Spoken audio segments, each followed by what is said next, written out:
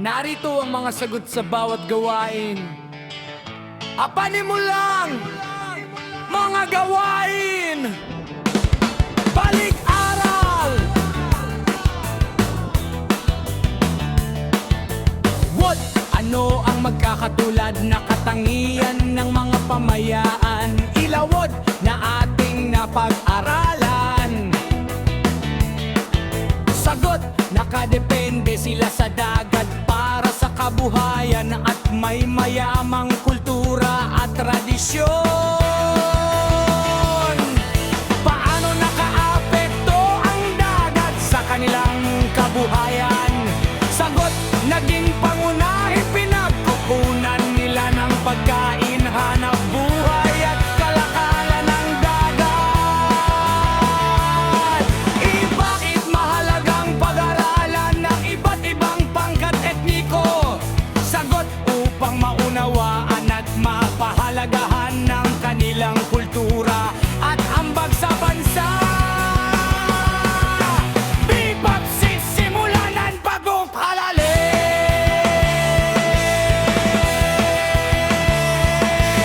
At ano ang napansin mo sa apat na pamayanan? Sagot, magang kaitao ang kanilang kultura, kabuhayan at kapaligiran. Ano ang kanilang pagkakatulad? Sagot, lahat ay may sariling tradisyon at paraan ng mamumuhay. Iano ang kanilang pagkakaiba? Sagot, magkakaiba ang kanilang tirahan, hanap buhay at lokasyong pinaninirahan. Sa paghahabi sa layunin ning darating. Hey! Ano ang nais mong malaman tungkol sa Ilaya at Ilawod? Sagot, ang kanilang kultura, kabuhayan at pagkakaiba. Bakit mahalagang ihambing ang malawang ng damayanan? Sagot, upang maunawaan ang impluwensya ng heograpiya sa kanilang pamumuhay. Iano ang maitutulong nito sa iyo bilang mag-aaral? Sagot, magkakaroon ako ng paggalang at pagpapahalaga sa iba't ibang kultura. Upay iugnay ing alimbawa sa bagong aralin.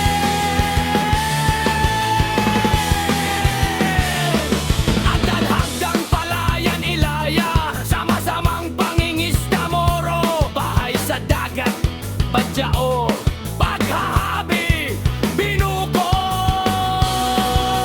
Hot sky question, bakit naiba ang kultura ng bawat pamayanan? Sagot, dahil magkakaiba ang kanilang kapaligiran at pamumuhay.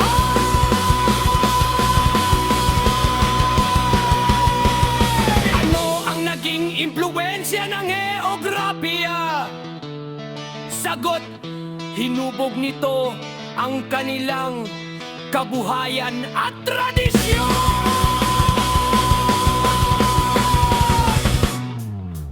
Ang ibang magkatulad ang kultura ng magkaibang lugar. Bakit? Sagot, oo, dahil maaari silang magkaroon ng magkatulad na pangangailangan at pagpapahalaga. Pagkatalakay ning bagong konsepto.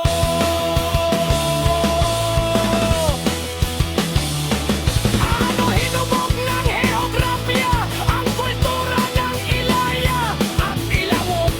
Sagot, ang kabundukan ay humubog sa kulturang Ilaya, samantalang ang dagat ay humubog sa kulturang Ilawod. Ano ang naging ambag ng dalawang pamayanan sa ating kasaysayan? Sagot, pinagyaman nila ang kultura, tradisyon at pagkakakilala ng Pilipinas. Di, kung ikaw ay historiador,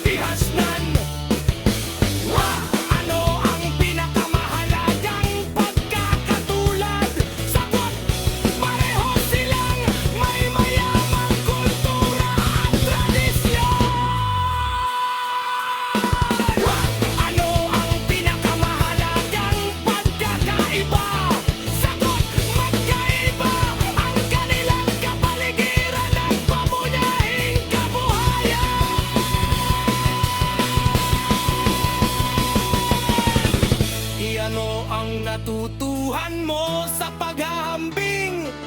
Sagot, ang heograpiya ay may malaking impluensya sa kultura at pamumuhay.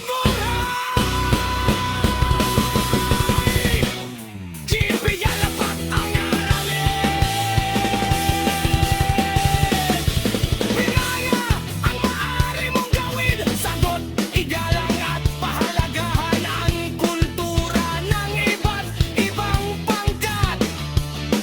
Paano mo maipapakita ang paggalang sa pamamagitan ng pag-unawa at hindi panghuhusga sa kanilang tradisyon? Paano makatutulong ito sa bansa? Sagot, magkakaroon ng pagkakaisa at paggalang sa pagkakaiba. Iba lang kultura. Len alalahan, len paralel. Oh, ano ang pinakamahalagang konsepto? Sagot, malaki ang impluensya ng heograpiya sa kultura at kabuhayan.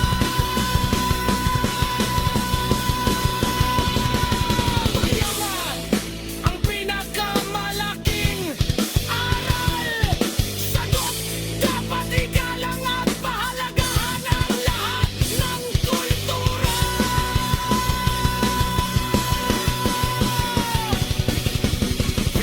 Paano mo ito maisa sa buhay? Sagot,